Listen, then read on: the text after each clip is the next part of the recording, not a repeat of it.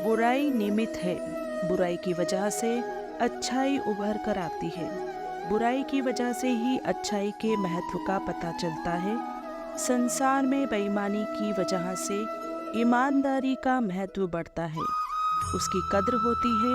बुराई नहीं होती तो अच्छाई की कोई कीमत नहीं रहती। बेसुरे लोग नहीं होते तो सुरीले लोगों का महत्व नहीं होता। बेसुरे लोग हैं इसलिए सुरीले लोगों की कद्र की जाती है। सभी की आवाज़ सुरीली हो जाए तो कोई भी किसी को सुनना नहीं चाहेगा। बुराई की यह एक अच्छाई है, यह उसकी विशेषता है। बुराई अच्छाई को उठाती है, इसलिए बुराई बुराई नहीं रही, वह तो अच्छी हो गई। यह तेजस्वी है, दाग अच्छे हैं क्योंकि वे साफ होने में मदद करते रहे हैं। बुरे लोगों के अंदर जो अच्छाई है वही अच्छाई आपको देखनी है। इस तरह आपका लोगों के प्रति दृष्टिकोण बदल जाएगा। उनके प्रति आपके अंदर पनपने वाली नफरत के विचार खत्म हो जाएंगे। हालांकि लोग मजबूर हैं, लेकिन आप इसकी वजह से मजबूरी से बाहर आ रहे हैं, क्योंकि आपको इस बाहर आने का पासवर्ड मिला है। अब यदि किसी को विचार आता है कि आजकल के बच्चे बहुत शैतान हैं, तो जवाब आएगा, हाँ दिखते तो हैं कि वे कितनी शरारतें करते हैं, मगर सत्य यह है कि आजकल के बच्चे भगवान बाल कृष्ण की नकल ज़्यादा कर रहे हैं। और तेज सत्य है, बच्चे तो भगवान हैं। पहले के युग में भी और आज भी बच्चे अपने केंद्र पर शांति से उपस्थित हैं। बच्चे शुद्ध हैं। यह तो उम्र के साथ शरीर पर मान्यताओं और वहमों की धूल लगनी शुरू हो जाती है। जैसे जैसे आपकी जीवन यात्रा चलती है, धूल आदि शुरू हो जाती है। इसलिए ज़रूरी है कि सही समय पर सही सवाल पूछकर हम अपने ऊपर की धूल को हटाते जाएं। वाणी मनुष्य जीवन की सबसे बड़ी सौगात है। यह वाणी ही हमें अन्य प्राणियों से भिन्न करती है। जहाँ वाणी में माधुर्य और सरलता हो, वहाँ निश्चित रूप से सफलता है, किंतु जहाँ वाणी में कटुता आ जाए, वहाँ महान भारत भी महाभारत बन जाता है। अतः अपनी वाणी में माधुर्य रखें। खुद को स्पेशल समझकर जीना शुरू करो, क्योंकि भगवान ने कोई भी चीज़ फालतू नहीं बनाई है। धैर्य रखो, हर दुख के बाद सुख का समय भी ज़रूर आता है। रोने वालों का चेहरा भी एक बार फिर मुस्कुराता है। इरादे इतने कमज़ोर नहीं होना चाहिए कि लोगों की बातों में आकर टूट जाए। जिसे तुम्हारी कद्र होगी वह लड़ झगड़ कर भी तुम्हारा अपना होगा, और जिसे नहीं होगी वह मीठा बोलकर भी पता नहीं कब तुम्हारी ज़िंदगी से ओझल हो जाएगा। हर समझौते में समझदार ही क्यों झुकता है। कोई झाँक के तो देखे एक बार की वो अंदर से कितना टूटता है। एक रस्सी है जिसका एक सिरा ख्वाहिशों में पकड़ रखा है और दूसरा सामर्थ्य ने। इसी खींचातानी का नाम जिंदगी है। किसी से बदला लेने में समय व्यर्थ ना करें, क्योंकि जो आपको चोट पहुंचाते हैं वे अपने कर्म का संयम सामना। किसी से बदला लेने में समय व्यर्थ ना करें, क्योंकि जो आपको चोट पहुंचाते हैं वे अपने कर्म का स्वयं सामना करेंगे। यदि पद और पैसा ही आपकी संपत्ति है तो एक दिन इसका अंत है, और यदि मान और सम्मान आपकी संपत्ति है तो यह अनंत है। महानता की निशानी निर्माणता है। जितना महान उतना निर्माण, क्योंकि सदा भरपूर होगा।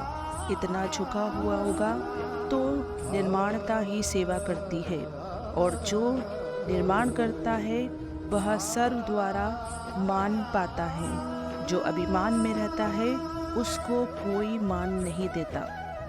जब अक्ल पर पर्दा पड़ता है तो सबसे पहले समझाने वाला ही बुरा लगता है। पैर को लगने वाली चोट संभल कर चलना सिखाती है। मन को लगने वाली चोट समझदारी से जीना सिखाती है। धोखा देने के 1000 तरीके होते हैं, लेकिन सबसे घटिया तरीका झूठी मोहब्बत और झूठी हमदर्दी का दिखावा करना होता है। शब्दों में धार नहीं बल्कि आधार रखें। धार वाले शब्द मन को काटते हैं, बल्कि आधार वाले शब्द मन जीत लेते हैं। लोगों के सामने उतना ही झुको जितनी आवश्यकता है। गुलाम मत बनो, हमेशा अपने भाग्य के स्वामी बने रहो। अपने भीतर देवत्व को पहचानो और इसे दूसरों में पहचानो। विविधता में एकता की खोज करो और अपने विचारों, शब्दों और कार्यों को सभी प्राणियों के कल्याण और उत्थान में योगदान करने दो। भूख के कारण बच्चा रो रहा है।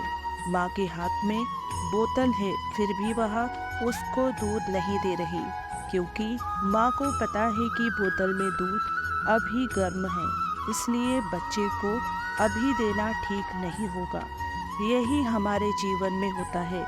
हम अपने भगवान से मांगते हैं, पर जब हमें नहीं मिलता तो हम निराश होते हैं। लेकिन भगवान को पता है कि कौन सी चीज़ हमें कब देनी है। जिस तरह माँ को पता है दूध अभी गर्म है, अभी दूंगी तो मुंह जल जाएगा, इसी तरह आप भी ईश्वर पर विश्वास रखें। वह आपकी इच्छा समय आने पर ज़रूर पूरी करेंगे। हमें किसी की आदत पसंद नहीं आती। हम उनके बारे में कैसा सोचते और बोलते हैं, यह तो है ही ऐसा। यह कभी नहीं सुधरेगा। यह वाइब्रेशंस आदत को और भी मजबूत करती है। वह ना सोचे और बोले जो दिखता है, सिर्फ वह सोचे और बोले जो देखना चाहते हैं। यह हर काम बहुत अच्छे से करते हैं। हमें यही सोचना और बोलना है। संसार में हर वस्तु के अच्छे और बुरे दो पहलू हैं। जिनकी दृष्टि अच्छी है उन्हें उसमें अच्छाई नज़र आती है, और जो बुरा देखने के आदी हैं उन्हें बुराई पहले ही दिख जाती है। जिंदगी में किसी को खास समझने की गलती मत करना, क्योंकि सारी परेशानियां यहीं से शुरू होती हैं। दूसरों के विचारों को सम्मान दो तो वो आपके मददगार बन जाएंगे। अच्छा स्वास्थ्य सबसे बड़ा उपहार है। संतोष सबसे बड़ा धन है। वफादारी सबसे बड़ी संबंध है और मधुरता सबसे बड़ा गुण है। बचपन में जो नींद 9 बजे आ जाती थी, अब वो नींद 2 बजे तक भी नहीं आती। बचपन में जिस दिमाग को दुकान पर जाने तक सामान याद नहीं रहता था, अब वो दिमाग भुलाए कुछ नहीं भूलता। ए जिंदगी मुझे अपने तौर तरीके सिखा दे, न ज़्यादा न कम, बस ज़रूरत भर बता दे। न पीछे दिखने का वक्त हो, न आगे बढ़ने की आरज़ू। ये दुनिया जैसे चलती है, रहना बीच इसके सिखा दे। किसी के होने न होने का मुझे एहसास ना हो। बाकी जो तू चाहे अपने हिसाब से चला ले। लोगों से पहले सोचना खुद के लिए शुरू करूँ। मुझे कुछ ऐसा पत्थर दिल बना दे, अपनों की कही बात जो दिल से लगे कभी। ऐसी बातों को भुलाने की तरकीब सिखा दे। चाह कर भी मुझ पर किसी का बस न चले। ऐ जिंदगी तू मुझे बस अपनी तरह बना ले। जो छूट गया उसका क्या मलाल करें, जो हासिल है चल उससे ही सवाल करें। बहुत दूर तक जाते हैं यादों के काफिले, फिर क्यों पुरानी यादों में सुबह से शाम करें। माना एक कमी सी है, जिंदगी थमी सी है, पर क्यों दिल की धड़कनों को दरकिनार करें। मिल ही जाएगी जीने का कोई नया बहाना। आ ज़रा इत्मीनान से किसी खास का इंतज़ार करें। कभी लगता है इस ज़िंदगी में खुशियाँ बेशुमार हैं, तो कभी लगता है ज़िंदगी ही बेकार है। कभी लगता है लोगों में बहुत प्यार है, तो कभी लगता है रिश्तों में सिर्फ दरार है। कभी लगता है हम भी जिंदगी जीने के लिए बेकरार हैं, तो कभी लगता है सिर्फ हमें मौत का इंतज़ार है।